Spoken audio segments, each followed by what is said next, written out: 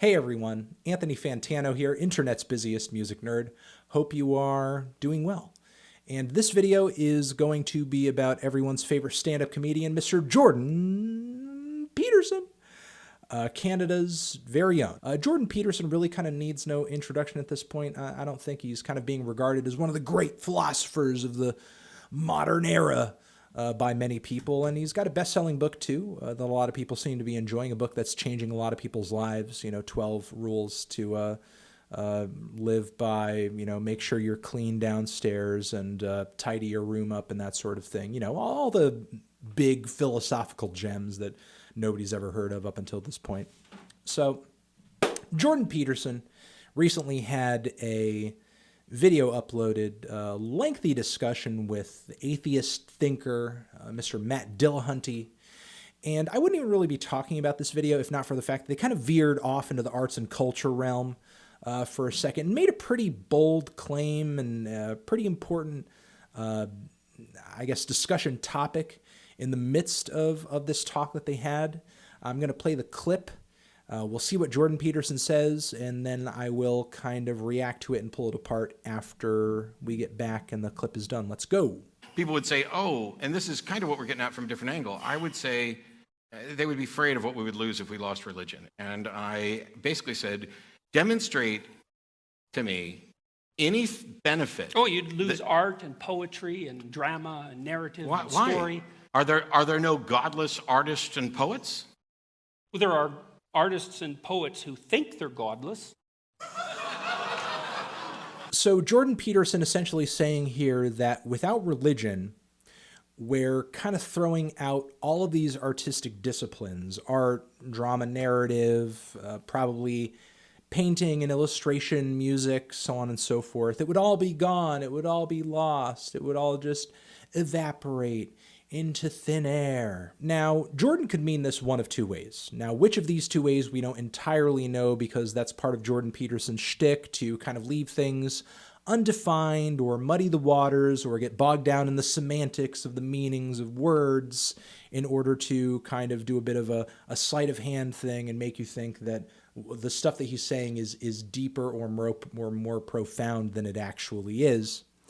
But he could mean this one of two ways. He could mean that if we get rid of religion, we're getting rid of God's divine inspiration on these art forms. We would lose these art forms because God is inspiring them directly. He's changing the course of these artistic disciplines by giving the artist the inspiration to make these things.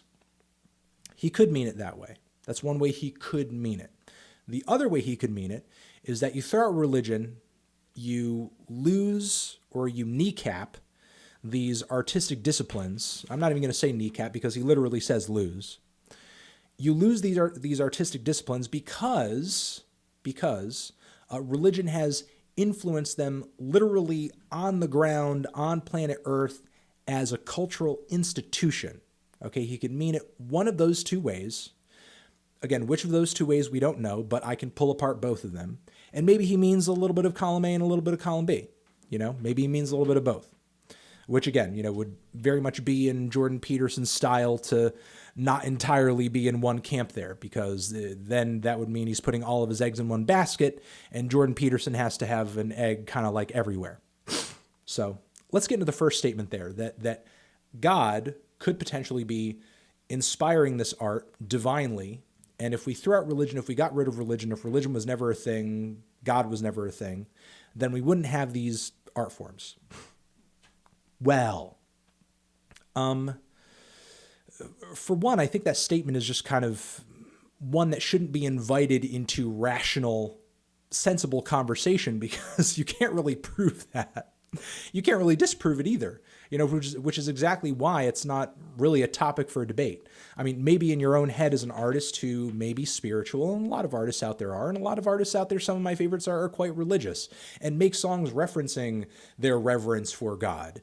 However, at the end of the day, your feeling that God may have inspired you or you do the things that you do in the name of God is just purely a feeling. You can't sort of like pull out the math on that and be like, oh, well, here's actually my evidence for God inspiring me to make X, Y, and Z. Like you can't prove that. At the end of the day, it's just a feeling. You don't know that. And to kind of poke holes into that narrative is that there's a wide world of religion and thought outside of the Christian bubble, because there are Hindu artists, there are artists who are Buddhists, there are artists who are atheists, there are artists who are Scientologists, as the fantastic web show This Exists highlighted in one episode. All of the fantastic Scientologist musicians and Scientology music that's out there. So obviously these people are being inspired by something. Is it divine inspiration as well?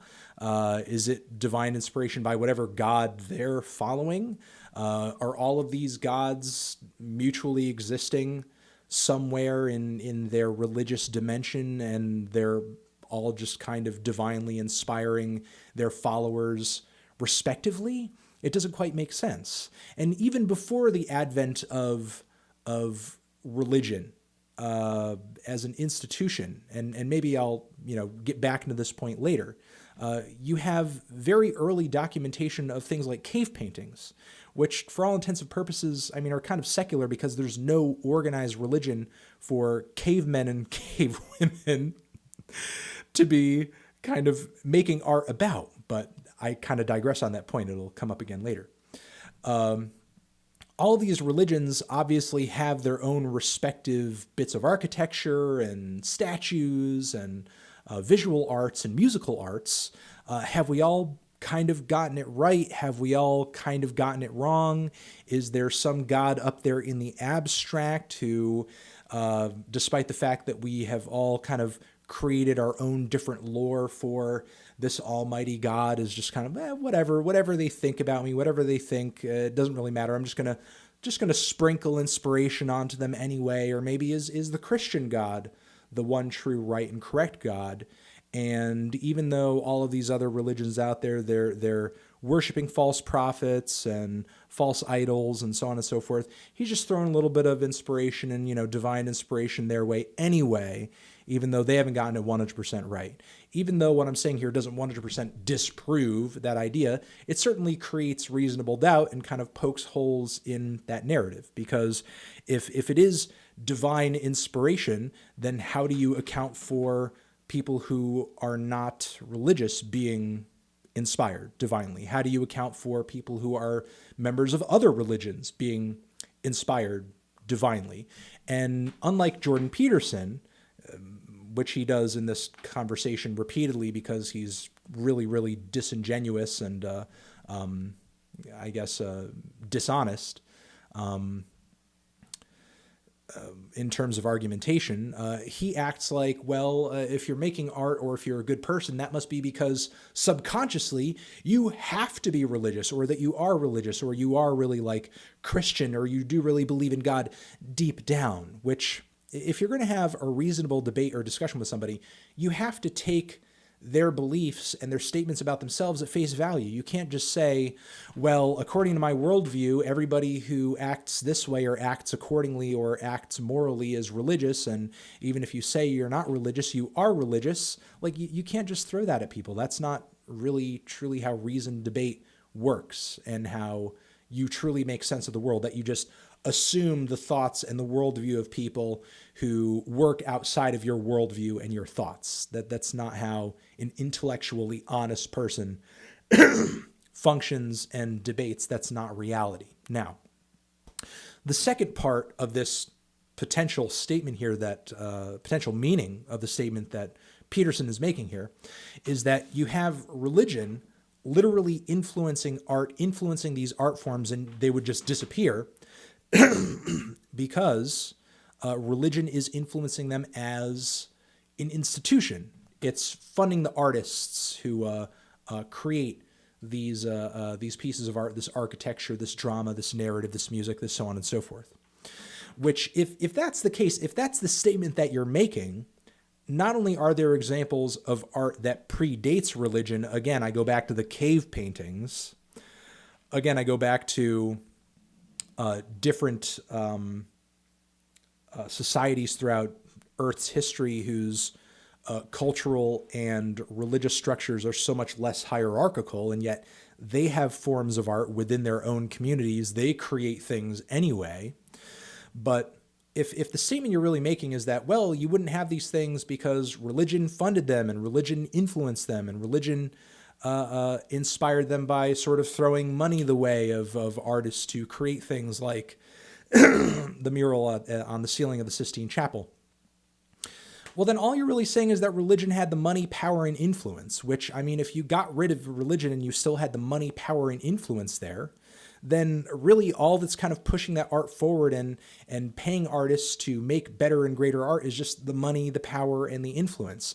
I mean, right now, in our modern day, the music industry, which I function in, is essentially running as according to a secular capitalist supply and demand power structure, where the music that gets made, the music that gets promoted, is done according to the music that people are streaming and listening to and attending the concerts of the most. It has nothing to do with God, has nothing to do with religion. In fact, traditionally Christian music out there, Christian rappers, Christian country bands, Christian rock bands, don't tend to do as well on the charts as artists who are more secular in their music, more secular in their message. And that's not to say that, obviously guys like Kendrick Lamar, he's a religious dude. Obviously guys like Drake would probably tell you that he's religious and he believes in God. But people aren't flocking to this music because it's being labeled as Christian. There's actually quite a bit of hedonistic music out there, like, Lil Pump, for example. People aren't flocking to the music of Lil Pump or XXXTentacion because of the Judeo-Christian values, because of the Abrahamic religious values being portrayed in their music.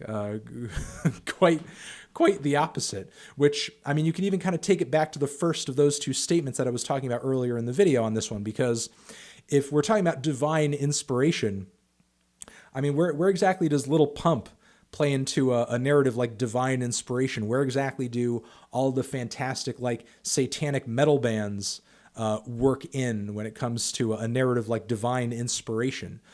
Because a lot of those bands, a lot of those artists make really great music. They make really fantastic music, certainly more badass and interesting than a lot of the Christian music out there. Again, not to say that Christian artists are necessarily bad or weaker or worse off, but I mean, you guys know there's a lot of bad Christian music out there. And listen, just because you attach your music to a certain religion doesn't necessarily mean it's going to be good. Doesn't necessarily mean it's going to be bad either, but you know what I'm getting at. Just because you're a Christian band or a Christian artist, it doesn't prevent you from making an awful record. You still have to be talented. You still have to have a song. You still have to have the ability to, I don't know, rap, sing, play a certain instrument, whatever. But to get back to the narrative that I'm talking about, if the statement that Peterson is saying that, oh, well, if you get rid of religion historically, then you're getting rid of all of these things because you'd be affecting the timeline because religion as an institution influenced it, then so what?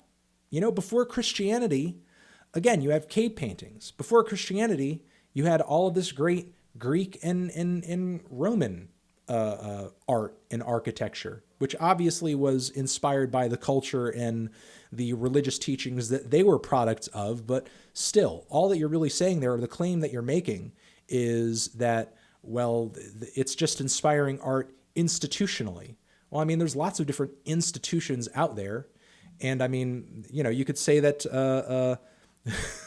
if I guess if that's the claim that you're making, Warner Brothers Music or Sony Music Group is a institution in the same way that Christianity is an artistic institution. You know what I'm saying? Like, how many albums has Sony released over the years that have been crazy influential to the pop music discipline? Certainly more influential than, I don't know, anything Christianity's done for pop music lately. So I think on the face, again, what Jordan Peterson said here, which is why it elicited a laugh from the crowd, even though it was a kind of atheist-leaning crowd, it got a laugh because it was ridiculous and because it was stupid. And there's not really a way in which you could take Peterson's statement there where it really kind of makes sense and where it's a sensible thing to say. Because to say that all of this art is divinely inspired, no proof of that. Doesn't even make sense. Your ideas have to come from your head at the end of the day. God doesn't just come down and plop them into your brain. And again, on the flip side of that, if all you're saying is that religion influenced these things as an institution, as a cultural institution, as something that because it had the money and the power and the influence and the clutch on the culture that people lived in that time, so it could afford to create art, to pay people to make art, to propagandize their religion. So they basically create a cultural feedback loop to get people more interested and more embedded into the religion and more inspired by it because, whoa, there's all this beautiful architecture. There's all this beautiful art. It's so amazing. It's so great. It couldn't possibly be because they have the money to pay for it. It must be because God is just making all of this possible. I'm going to leave it at that.